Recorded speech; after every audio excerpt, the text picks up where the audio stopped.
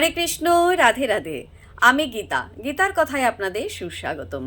আজকে আরেকটি ভিডিওতে ভাগবতমের প্রথম স্কন্ধের প্রথম অধ্যায়ের 4th নম্বর শ্লোকটি পাঠ করছি। আপনারাও কিন্তু আমার সঙ্গে অবশ্যই পাঠ করবেন। ওং নমো ভগবতে বাসুদেবায়, ওং নমো ভগবতে বাসুদেবায়, ওং নমো ভগবতে বাসুদেবায়, ওং তৎসৎ। হরে কৃষ্ণ। শ্লোকটি আমার সঙ্গে উচ্চারণ করবেন। নৈমেষে অনিমেষ ক্ষেত্র ঋষয় শৌনক আদয় সত্রম স্বর্গায় লোকায় সহস্র সমম আসত।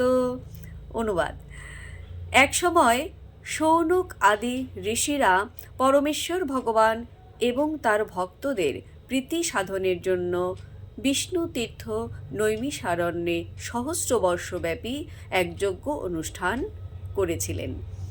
তো ভক্তগণ, এমনি করে প্রতিদিন একটি করে ভাগবতমের শ্লোক পাঠ করুন আর এই দুর্লভ মানব জন্মকে ধন্য করুন।